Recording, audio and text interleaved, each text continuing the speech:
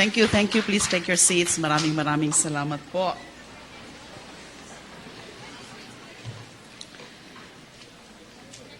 Thank you so much, Miriam College. Particularly the organizer, the WAGI, Miriam College Women and Gender Institute, concerned women CSOs and activists. And thank you, of course, to Ms. Garcia, Linda Garcia, for very kind and gracious words of intro. To Ms. Melanie Reyes, very powerful opening remarks. And of course, to my dear, favorite, best professor during my LaSalle days, Dr. Professor Sok Reyes, the ever-sharp and energetic professor, now my #1 fan. Other professors here in Miriam College, Dr. Marge Acosta, Dr. Jerry Jurisprudencia, Attorney Christine. Where is Dr. Jerry? You seem to be very popular. I can understand why you're popular. These are girls, you know. Attorney Christine Lau. Woo. You love your professors. Professor Linda Garcia, Dr. Loretta Castro, Miss Valerie Benaventura. Wow! Ang sarap pala maging professor dito. Or is it because it's an exam week? Is it an exam week? Yung pala. Now I know. Sino pa ba? Baka may mga nakakalimutan ako. Who? Jonas David. Where are you?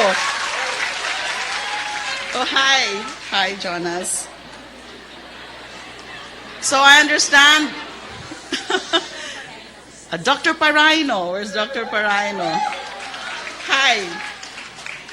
I understand these are predominantly psychology students and international studies students. Also mass communication. I was sitting with a pretty lady here, and she told me she is a mass comm student, and I told her, I'm sure you'll become one, you'll become a woman anchor in our networks, in any of our networks. Thank you so much. Maraming salamat po sa inyong lahat sa napaka-mainit na pagbati, pag-welcome sa akin. This is such a respite, a welcome break for me. You know, when I wake up in the morning, I would not know what kind of day I'll be facing. You know, I live by the day. Hindi ko talaga alam kung ano na naman ang mga maririnig ko, makikita ko sa dyaryo, makikita sa social media, although I avoid going over my Facebook nowadays. Let me start by making this clear, lest some of you, or many of you, have started to believe, or are in fact believing everything that they see on television, and on the social media, those hearings in the House of Representatives. I am not the bad and evil woman or slut that they're trying to portray the past few weeks. I have not partied with or slept with any drug convict. I have not received anything from a drug convict or a drug lord or anyone else. I have not received 2 million in one meeting in one of those convicts of the office of the former director. I have not received 3 million a week, a month. I think that's what they said, a month since 2012. I did not receive 10 million from anyone, let alone a drug convict. I did not receive 5 million in 2 or 3 occasions in my house from a former official of Bucor. I have not benefited from the drug trade. I am not the queen of the drug trade of the Bilibid. I am not the mother of these drug lords. And I am not one who won as a member of the Senate and has turned this country into a narco state. Because in the first place, our country is far from being a narco state.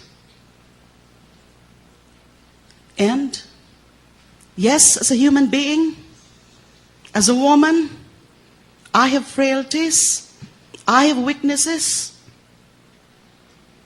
I have certain flaws. As a woman, I made mistakes in my personal life.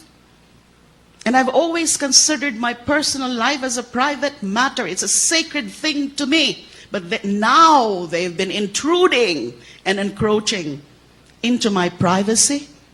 Yes, I made mistakes. And when I do make mistakes in my personal life, I pick up the pieces and move on. But never did I betray my country. I want that made clear, because that's what I fear, that some of you may have started to believe the relentless, vicious attacks being launched and led by the most powerful man in this country. With that note, allow me please to now give you my core messages for today's forum. And I thank the organizers of this forum, the women's groups, particularly the group of Professor Sok, because we've been doing this precisely to generate much awareness among our populace, especially you young people, young students, beautiful students of Miriam.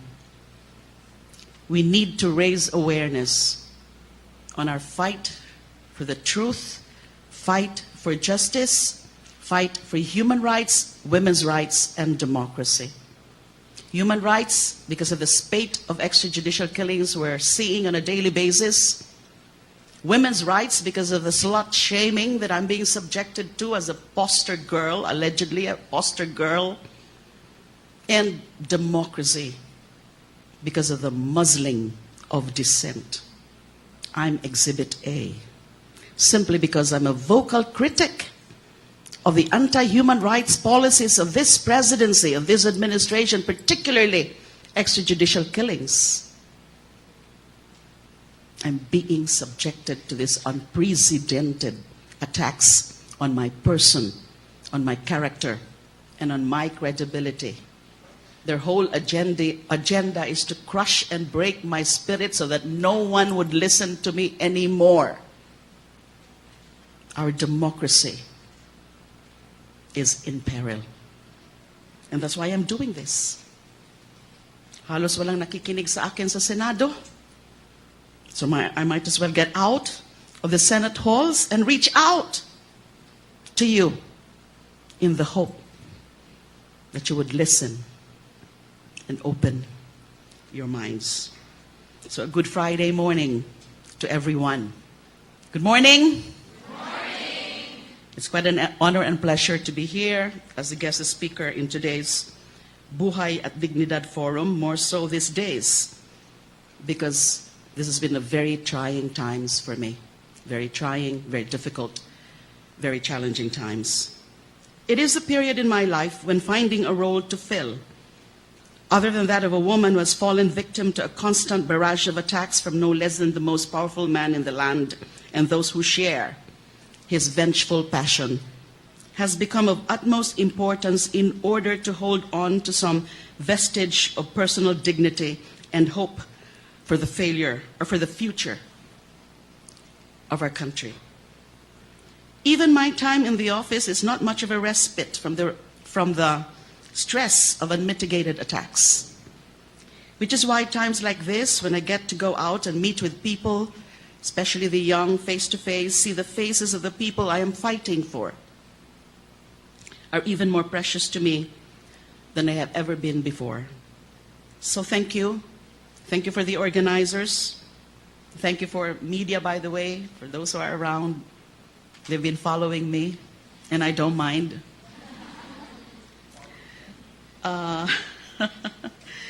And in doing so, giving this woman enough strength to fight another day.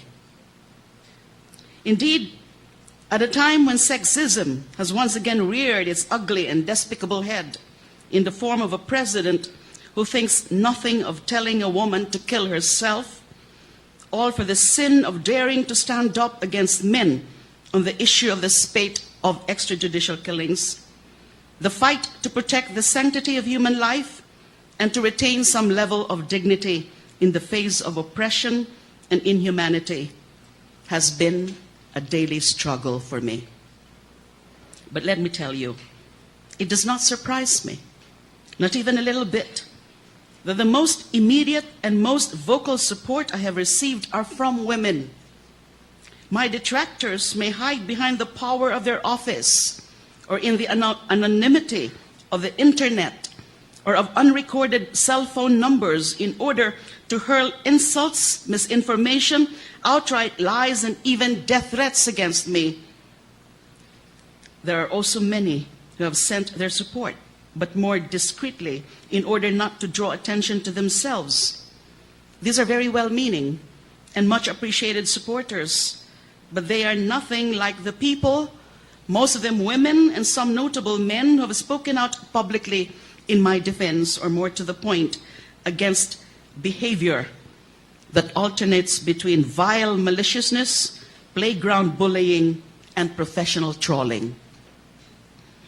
I will admit that there was a moment in the latest 3 months when I began to doubt whether I will ever be vindicated, whether in this lifetime or beyond. Yes, I must admit that this human rights advocate and former Secretary of Justice was made to doubt if justice will ever be served. Look at all those complaints. Why file those complaints with the DOJ when the master of the fakery is now the head of that institution? They must file that directly with the Office of the Ombudsman.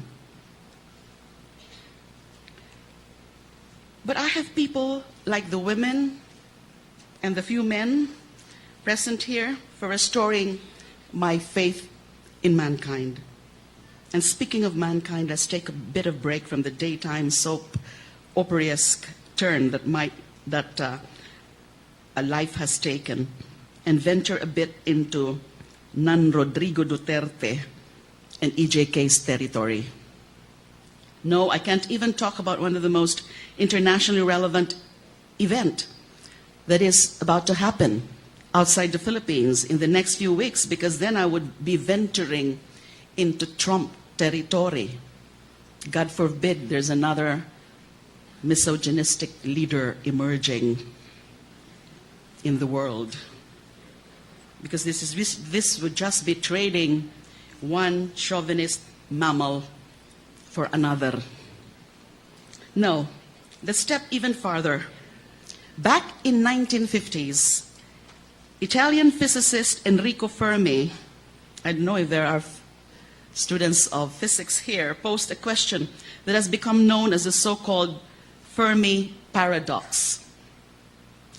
Simple lang ang tanong niya. Sa dinami-rami ng mga bituin sa buong kalawakan na katulad ng ating araw, kung saan marami sa kanila ay mas matanda pa kaysa sa ating araw, at sa taas ng probabilidad na ilan sa mga bituing yon ay may kahit isang kasamang planeta na katulad ng ating mundo na marahil ay may sibilisasyon na natuto ng makapaglalakbay sa kalawakan. Bakit hindi pa nila tayo nabibisita? That's the Fermi paradox. Basically, Fermi was wondering, with such a high probability of alien life capable of interstellar travel, where is everybody? A few days ago, it was reported that another physicist, Brian Cox, has proposed an answer to the paradox. But his answer is more from the field of political science than physics, and it paints a grim picture for humanity. He said that, quote, "One solution to the Fermi paradox is that it is not possible to run a world that has the power to destroy itself, and that needs global collaborative solutions to prevent that." End of quote. In other words, he's saying that civilizations politically implode and exterminate themselves before they can achieve interstellar travel because their members are far too often more prepared to kill each other rather than help and cooperate with each other. Part of his hypothesis is to suggest that maybe the fields of science and engineering inevitably develop faster than our political expertise, which lead us to disaster. Basically, saying that we gain the ability to make weapons of mass destruction and eventually weapons of mass extinction faster than our ability to gain the enlightenment and wisdom not to use it on each other. He then warned that, quote, I'm talking about Brian Cox, quote, "It may be that the growth of science and engineering inevitably outstrips the development of political expertise, leading to disaster. We could be approaching that position." End of quote. Yes, it's just a hypothesis, but you must admit it's an interesting food for thought at the very least, and perhaps a cause for alarm if we bother to read the signs of the times. It can't be a coincidence that Cox made public his hypothesis in the year 2016, the year when the next space race was declared by the CEO of Boeing, the airlines, the company which, quote, once helped the US beat the Soviet Union in the race to the moon, end of quote, by challenging the billionaire engineer investor Elon Musk, the man behind SpaceX, Tesla Motors, and Solar City, to a race that bring human beings to Mars, which is also the year when the world seems to have been turned upside politically, with misogynistic and narcissistic authoritarians, so-called populist leaders, finding their way back to power, ironically, on the back of the masses through so-called democratic process by capitalizing on the terror being wreaked by extremist groups. Let's all think about that. The signs are telling us to brace for a rough ride. For 2016 is definitely the year we start truly feeling insecure in the possibility of nuclear codes falling into, if not already in the hands of dictatorial sociopaths with itchy fingers, short tempers, and no impulse control. And why do I bring this up here in this forum on women's life, dignity, and democracy? Because 2016 is also the year when there has been an unacceptable resurgence in sexist behavior that is not just a sign of political immaturity, but is actually intentionally meant to undermine the role and influence of women in society, which could very well be what will ultimately give free rein to the destructive forces in our midst to completely destroy our political structure and our very humanity. Kapag mga babae na kasi iba, di ba at least ang mga babae ang pwedeng mag-isip at gumawa ng paraan para hindi mangyayari yung mga ganyang kadiliman. Just last year, an audience in this very academic institution hosted a forum. I don't know if you were there. I think some or many of you were here, where the key guest was Chilean President Michelle Bachelet, who, I think you remember that, quote, acknowledged the Philippine progress and efforts to recognize women's roles in the creation of a just, peaceful, and prosperous society, despite them being silenced and overshadowed by men, end of quote. She even went to say that, quote, there is no doubt about the role played by the women of the Katipunan in 1896 and the contribution of the Katipuneras of Miriam College in the fight against the Marcos dictatorship. And lauded our nation's progress. She lauded our nation's progress as the only Asian country that has been able to completely close the gender gap in education and health. And this is the only one place in the top 10 of the Global Gender Gap Report 2014, end of quote, because we are supposed to be number 7 as the most gender equal nation in the world, and number 1 in Asia, and even Asia Pacific. Ironic. I myself a year ago would have said that, in spite of the gaps that still need to be closed, especially in terms of those created by poverty. Filipino women are in a globally enviable position because of all the factors that could hinder our personal growth and inhibit our potential for achieving our goals. Gender is probably near the bottom of the list. I would have said that women are seen as every bit as important as men in this country. I would have said that. I could have said the same thing just 3 months ago. After all, I was elected into office just like many of my fellow female elected officials. And to a large extent, I would still say that this holds true even today.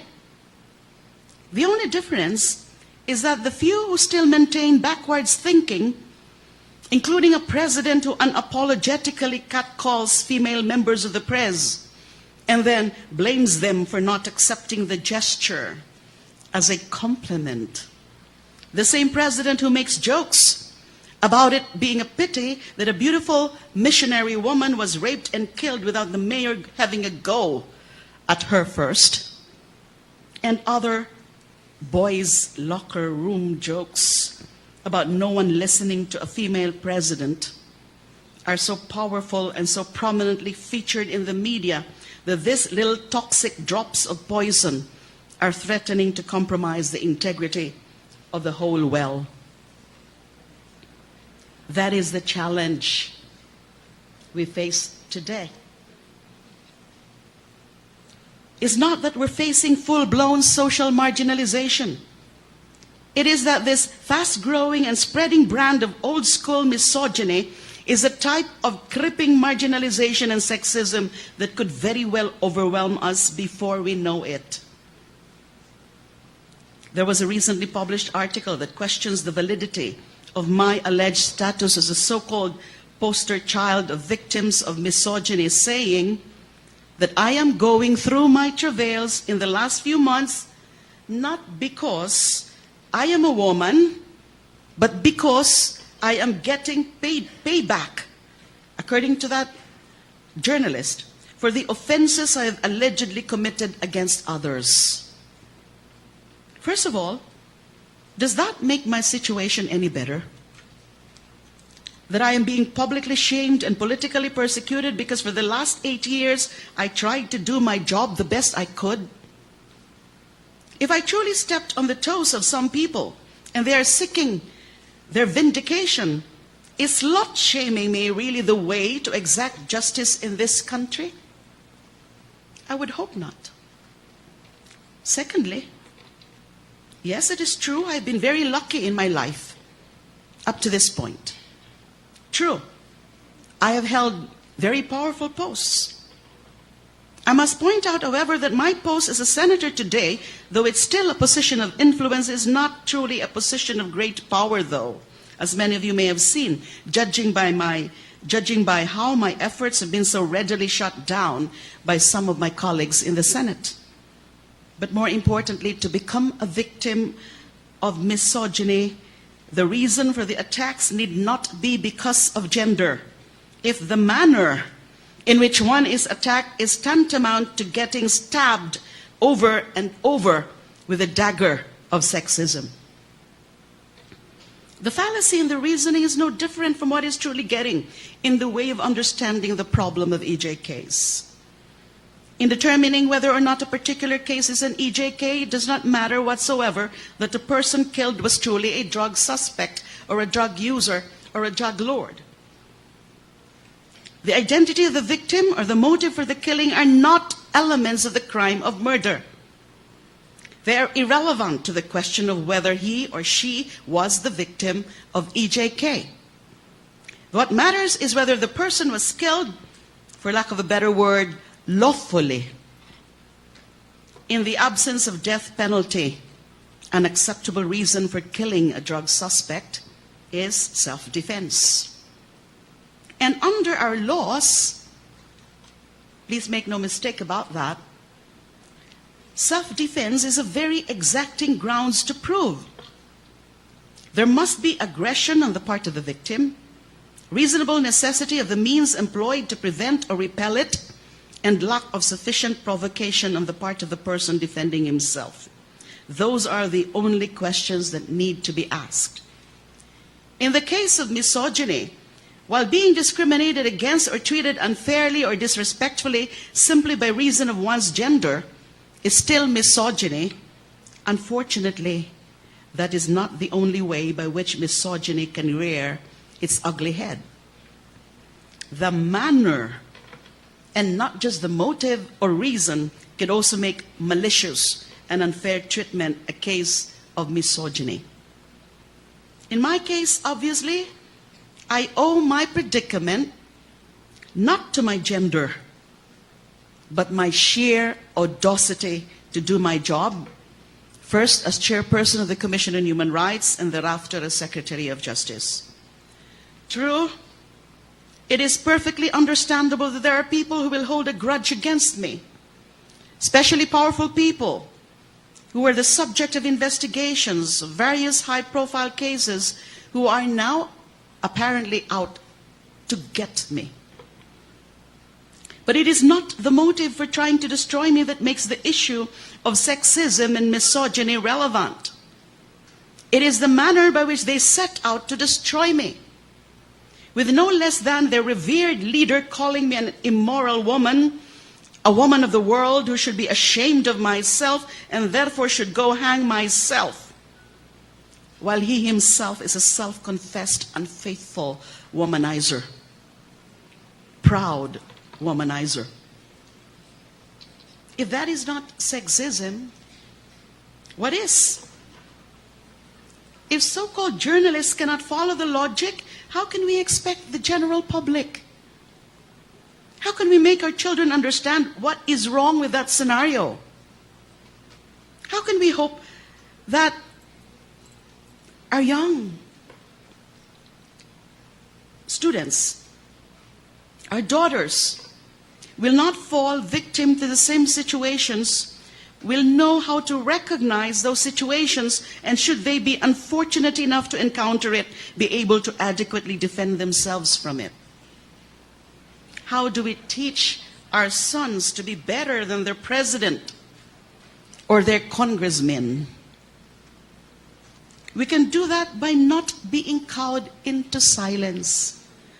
Sabi nga ho ni Father Robert Reyes dun sa kanyang homily nung isang linggo, dun po sa misa para sa katotohanan at katarungan, is not only the evil of the killings and the abuse of power that we're seeing now, but there's also the evil of silence. We cannot be cowed into silence. By making sure that our voices and views are heard, that this so-called democracy at least still has some hope for succeeding and not disintegrating into the rule of an angry, unthinking mob. They will call us shrill. They will label us as naggers, as irrational women who have to be told to come down even when they themselves are melting down after their masculinity is questioned. That is part of the battle we have to fight. Remember, the fight is not just for women. It is for collective humanity. That maybe we really could achieve political maturity that will help prevent us from killing each other more than we already currently are.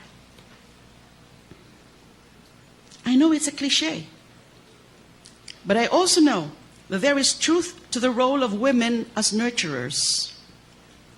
We need to nurture our own dignity in order to win back our true democracy.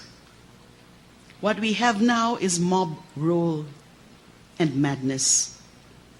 If we go by the sheer inability of people to see what the problem is.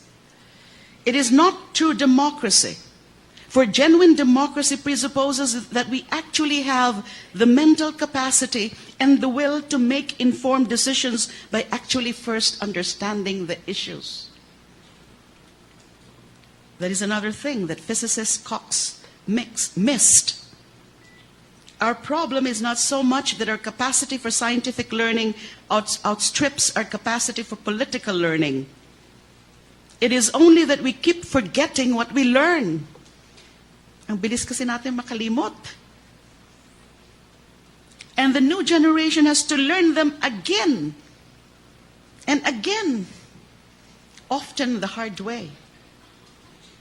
There is a difference between how we pass on scientific knowledge or how such knowledge retain their integrity and how we pass on political wisdom, which is always the subject of doubt and skepticism. I don't know if we do have political wisdom.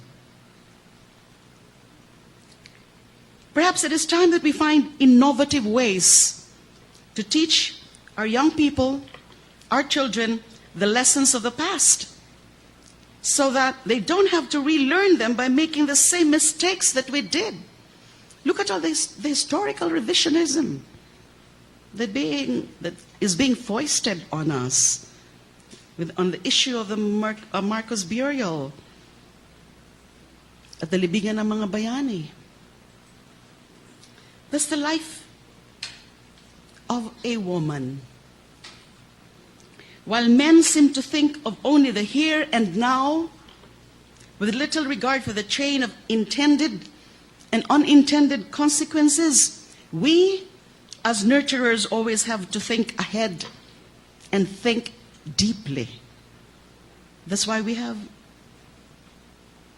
intuition. Women's intuition. Tayo lang po meron yan. Wala sila niyan. Let's use it intelligently. That is why we cannot afford to be silenced. Let's put a stop to the evil of silence. We must speak, and we must speak, not just as human beings, but specifically as women. While I never asked to be the poster child for any sort of victimization, hindi ko talaga ma-imagine sa buong buhay ko na magiging biktima rin pala ako ng human rights violation. Akala ko tagapagtanggol lang ako ng mga nabibiktima ng human rights violations. Because my role is that of an advocate, being so much more safe and comfortable a role than as a victim. I am not one to let a good opportunity to be an agent of positive change go to waste. And therefore, I thank all of you again for this opportunity. It has been a welcome break from the daily grind I've been going through, while at the same time affording me the chance to turn lemons into lemonade by seeing the upside of my situation. Hanggat kaya ko, kakayanin ko. Hanggat kaya ko, lalaban po ako. Maraming salamat po. Thank you.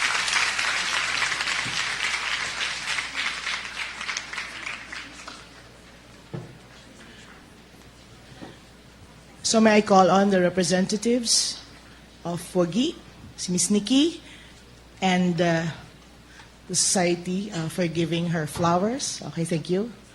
Okay, sige. So I think this is the most awaited part of our forum today. Right? Mukhang right or left? Hello. All right. Right. All right. So again, I would like to emphasize that this forum is on women's life, dignity, and human rights. I think one of the questions posted earlier was the question of, ikaw ba ay magiging alitap-tap? Okay, so probably we could think about it, o baka maging bubuyog. All right, so think about it. So at this point, we are now opening the table for questions, comments, and we have microphones there which you could approach, right? But we have, we also asked earlier some students to write their questions so we could facilitate